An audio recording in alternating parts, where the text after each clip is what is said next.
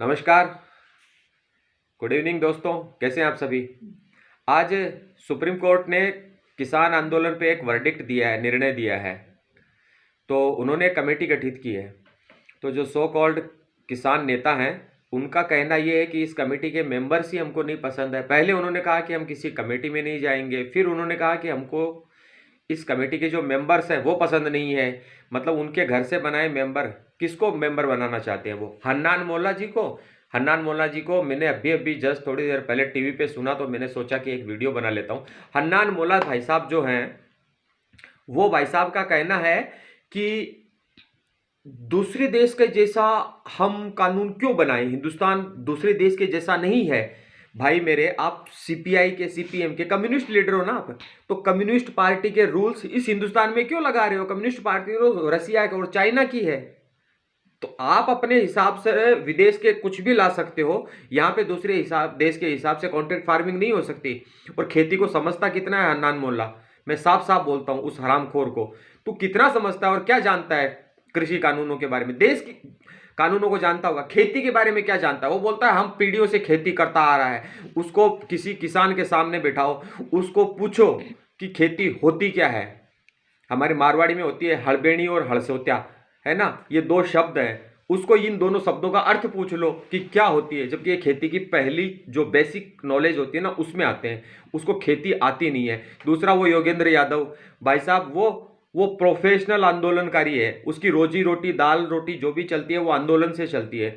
हरियाणा के किसानों का हिमायती बन के आ रहा है, पंजाब के किसानों का हिमायती बन के आ रहा है। आप सबको याद होगा कि उस भाई साहब ने लोकसभा का चुनाव लड़ा था, 4,000 वोट मिले थे। 10-20 हज़ार वोट तो मेरे जैसा आदमी झटक ले, अगर लोकसभा का चुनाव लड़े तो उसको 4,000 वोट मिले थे। आज वो देश भर के किसानों का ठेकेदार बन के बैठा हुआ है। आता क्या है उसको? कुछ भी नहीं, उसको कुछ भी नहीं पता है खेती के बारे में। क्या पता है? प्रोफेसर है ना वो। किस चीज का प्रोफेसर है? क्या पढ़ाता है वो विशेषज्ञ किस चीज का है? सारा देश जानता है। वो खुद को बताता है वो चुनावों का विशेषज्ञ है, उनका विश्लेषण करके, और वो सारी चीजें बताता है कि इलेक्शन के बाद क्या होने वाला है, कौन सी पार्टी जीतेगी, कौन सी हारेगी। मैंने इस आदमी को पहली बार देखा था 2004 के चुनाव में, दूरदर्शन पे एनालिसिस करते हुए। तब ये बताता था एग्जिट पोल के बाद में कि बीजेपी आ रही है, बीजेपी आ रही है। आई बीजेपी, उसके बाद नहीं आई। 2004 में बीजेपी अच्छे से हारी थी। ये उस बंदे का विश्लेषण है। यही आदमी 2014 में बोल रहा था नरेंद्र मोदी नहीं जीत पाएगा, ऐसा नहीं होगा, वैसा नहीं होगा। ऐसा नहीं हुआ, मोदी जीते और अच्छे से जीते। तो ये जिस फील्ड का बंदा है उसका ही तो उसके पास नॉलेज नहीं है। खेती का उसको क्या नॉलेज होगा? कॉलेज में पढ़ाई की है उसने, उसी में जेएनयू में।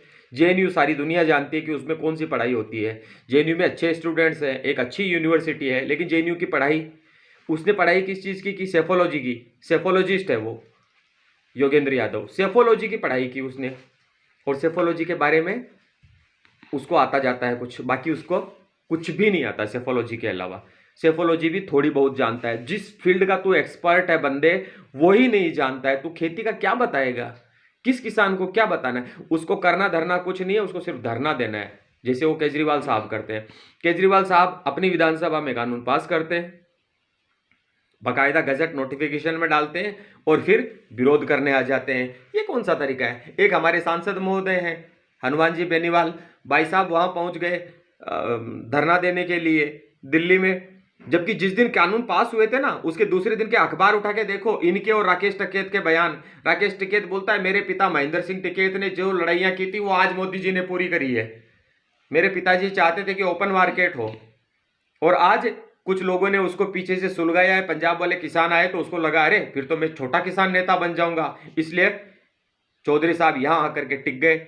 उनका बड़ा भाई जो भारतीय किसान यूनियन का अध्यक्ष है, वो जो इनकी पार्टी है, ये इनका जो किसान संगठन है, मुझे नाम ध्यान में नहीं आ रहा है उसका अध्यक्ष है, ये महामंत्री हैं भाई साहब, जनरल सेक्रेटरी। उसके जो अध्यक्ष हैं किसान यूनियन के, नरेश जी टिकैत, वो टिकैत साहब बोलते हैं कि उन लोगों को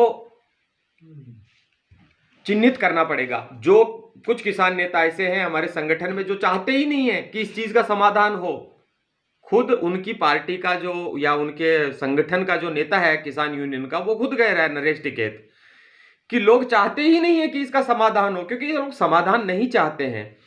हमको सुप्रीम कोर्ट पे भरोसा नहीं, हमको इस पे, हम बस हमारी मन का कर दो। अरे यार तुम 10-20 हजार आदमी के सारा हिंदुस्तान हो, क्यों तुम सारे हिंदुस्तान के ठेकेदार हो क्या? जैसे तुम लोग बीजेपी वालों को बोलते हो कि तुम हिंदू धर्म के ठेकेदार हो क्या? मुझे ये बताओ, बीजेपी को तो फिर भी ना 20-25 करोड़ आदमी वोट देते हैं, तुम सारा 10-20 हजार आदमी, तुम 10-20 हजार आदमी सारे देश के किसानों के ठेकेदार कैसे बन गए? ये बताओ मुझे, कैसे बन गए तुम लोग सारे किसानों के ठेकेदार? तुम कहते हो हम सुप्रीम कोर्ट की बनाई कमेटी में नहीं जाएंगे, हमको सरकार में भरोसा नहीं है। और ये बताओ, कानून सड़क पे बनेंगे? सड़क पे बनेंगे क्या कानून? कानून बनाने के लिए पार्लियामेंट होती है, असेंबली होती है, वहां पे बनते हैं ना कानून। भारत का संविधान तो यही कहता है ना, तुम संविधान की बड़ी दुहाई देते हो। कानून कहां बनेंगे? कानून बनेंगे संसद में, पार्लियामेंट में। कानून कहां बनेंगे? विधानसभा में, असेंबली में, जो भी राज्यों के कानून होते हैं वो। तो असेंबली के अंदर और पार्लियामेंट में अगर कानून बनने हैं तो भाई सड़क पे कैसे काम होगा? तुम सड़क पे बैठ गए 4 आदमी और 10,000 20,000 जो भी है, तुम 12-15 करोड़ बैठे हो क्या? 12-15 करोड़ लोगों ने सरकार चुनी है, सांसद चुने सारे देश ने। तो सारे देश के सांसद, जो संसद में चर्चा होती है, और संसद होती किस लिए? कानून बनाने के लिए ना। तो संसद कानून बनाएगी हमारे लिए या तुम बनाओगे? अगर तुमको पसंद नहीं है ये कानून, अपनी पसंद की सरकार ले आना 5 साल बाद। 2024 में जब चुनाव होंगे मत देना नरेंद्र मोदी को वोट, हरा देना उनको। दिक्कत क्या है? मोदी को हरा दो बस। और मैं ना कोई नेता नहीं हूं, मैं एक किसान आदमी हूं, खेती करता हूं। और मुझे बड़ा बुरा लग रहा है हन्नान मोला जैसे लोग, जिसकी शक्ल तक नहीं पता मुझे, जिसको ढंग से हिंदी भाषा नहीं आती है, नॉर्थ इंडिया के गाँव में घुमाओ उसको, पंजाब में ही ले जाओ आप, और पंजाब में ले जाकर के उसको पूछो कि गन्ने की फसल को कितने दिन बाद पानी देना पड़ता है, या गेहूं की फसल में कितने बार पानी देना पड़ता है। अगर हन्नान मोला बता देता है ना कि गेहूं की फसल में कितनी बार पानी लगता है, गन्ने की फसल को कौन सा पानी देना पड़ता है, गन्ने की फसल में कीड़ा लग जाता है तो उसमें कौन सा फर्टिलाइजर यूज करना पड़ता है, उसके लिए कौन सा वो केमिकल यूज करना पड़ता है, अगर वो ये सारी चीजें बता देता है तो फिर मैं मान लूंगा कि उसको किसान है और किसानों का नेता है। ऐसे ही हर कोई किसानों का नेता बन बन करके आ गया है। ये लोग हमारे देश का भविष्य तय करेंगे, ये हमारा भविष्य तय करेंगे, जिनको हम जानते ही नहीं है, जिनको हम पहचानते ही नहीं है। तो सुप्रीम कोर्ट ने जो आज निर्णय दिया है ना, मैं अक्सर से नहीं हूं उसके साथ, अंशतः उसके साथ हूं। कुछ अंश मुझे उसके अच्छे लगते हैं, लेकिन हाँ, सुप्रीम कोर्ट ने दिया है तो मानना ही पड़ेगा भाई। सुप्रीम कोर्ट से ऊपर तो कुछ भी नहीं है। सुप्रीम कोर्ट में पढ़े लिखे विद्वान जज साहब बैठे हुए हैं, उनके जितने विद्वान तो आप में हो ही नहीं सकते। ज्ञानी होने का ये मतलब थोड़ी है तुम अपना ज्ञान कहीं पर भी दोगे यार। तो इसीलिए मेरा कहना है किसान भाइयों से हाथ जोड़ करके कि कृपया बहकावे में ना आए। बार बार कह रहा हूं, बहकावे में ना आए, कानूनों को पढ़ें, समझें, जानें और उसके बाद में अमल करें। जय हिंद, जय मां भारती।